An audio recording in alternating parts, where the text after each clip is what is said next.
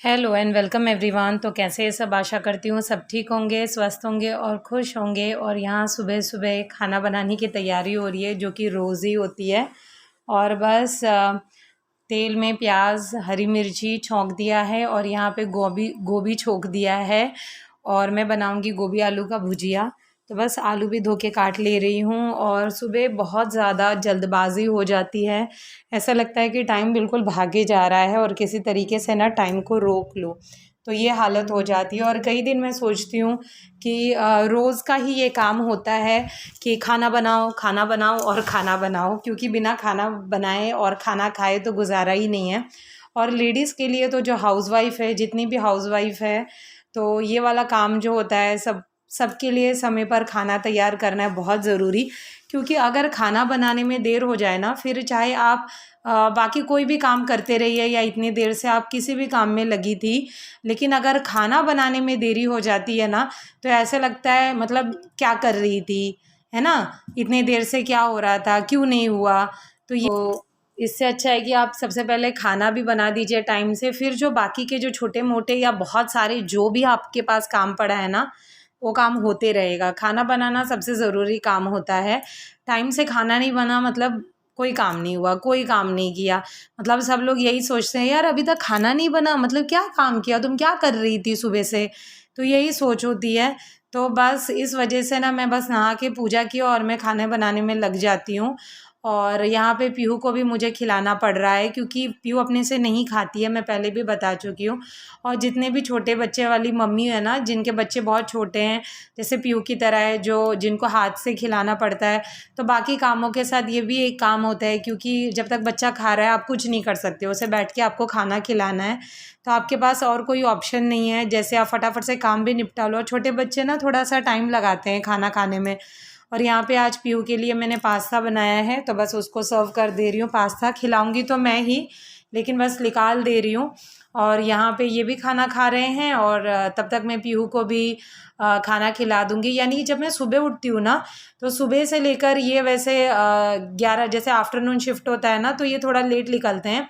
तो सुबह से लेकर 11 बजे तक ना बिल्कुल बोलते हैं ना, फटाफट फटाफट एक के बाद एक काम होता ही रहता है। यानी कि बिल्कुल भी सांस लेने की फुर्सत नहीं होती। कई बार तो मैं चाय छान कर रखती हूँ और चाय ठंडी हो जाती है, मतलब पी भी नहीं पाती हूँ। और ये 2 बार पी लेते हैं चाय और मैं 1 बार भी नहीं पी पाती हूँ, यानी मैं काम में ही लगी रह जाती हूँ। और यहाँ ये रेडी हो गए हैं ऑफिस जाने के लिए। तो बस ये ऑफिस जा चुके थे और मैंने घर की सफाई पोछा वगैरह सब कर लिया था। और आज मैंने ना सारे घर वाले स्लीपर्स जो है ना, इनको क्लीन कर दिया है, क्योंकि बीच बीच में ये सब भी ज़रूरी है। हम रोज़ घर के स्लीपर्स पहन के रहते हैं, तो सफाई भी ज़रूरी है। और यहाँ पर मैं सब्जी गरम कर ले रही हूँ और बस आशु के साथ बातें भी कर रही हूँ। तो काम कितना भी हो, मैं अपने आप को खुश रखने की पूरी कोशिश करती हूँ।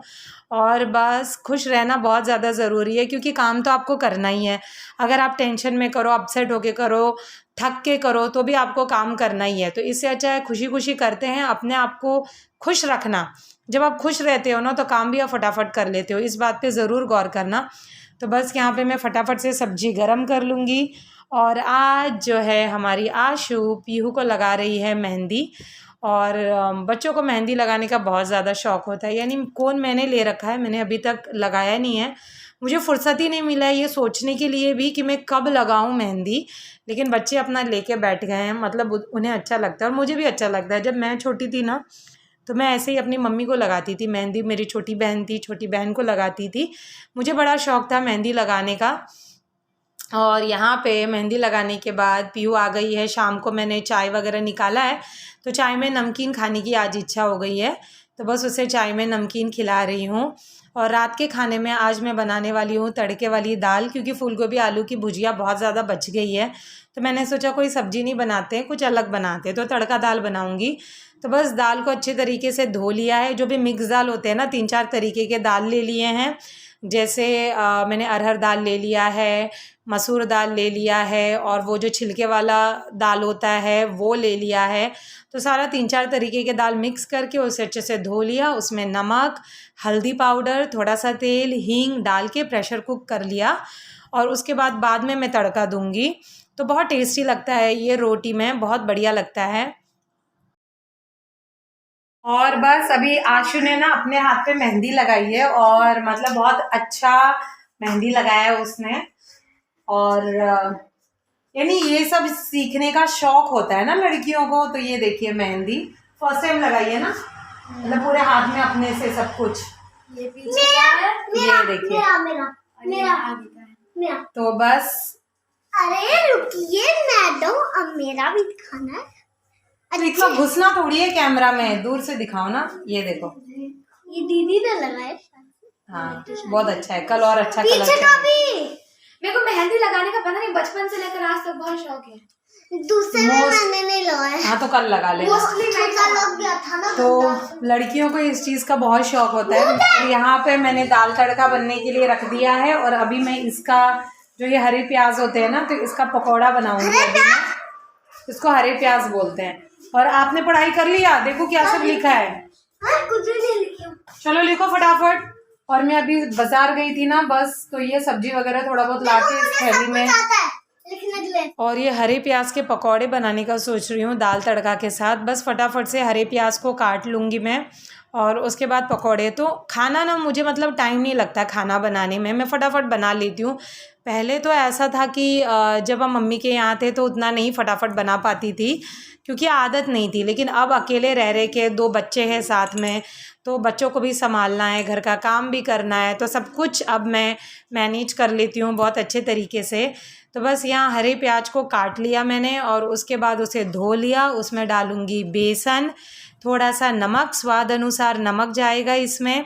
और उसके बाद इसमें मैं डालूँगी हल्दी पाउडर और थोड़ा सा मिर्ची पाउडर। अगर आपको चाहिए तो आप हरी मिर्ची काट कर भी डाल सकते हैं। और सबसे मोस्ट इम्पॉर्टेंट चीज़ इसमें मैं डालूँगी थोड़ा सा चावल का आटा। चावल का आटा इसलिए डाल रही हूँ ना, उससे बहुत कुरकुरे बनते हैं पकौड़े, तो ज़रूर बना के देखिएगा इस तरीके से। तो सब कुछ मिक्स करके मैं उसे रख दूँगी थोड़ी देर के लिए, जब खाना होगा ना तब छानूँगी मैं। और साथ में आशु पीहू को चिप्स दे दिया, और यहाँ पे धनिया की चटनी भी पीस ली है, क्योंकि बहुत सारा धनिया लेकर आई थी मैं बाज़ार से। और धनिया की चटनी मुझे बहुत अच्छी लगती है चावल रोटी सब में, तो मैं एनी टाइम इसे बना कर रखती हूँ, इसमें नमक नहीं डालती हूँ। और यहाँ पे मैं दाल में तड़का लगा रही हूँ, तो बस डाल रही हूँ जीरा।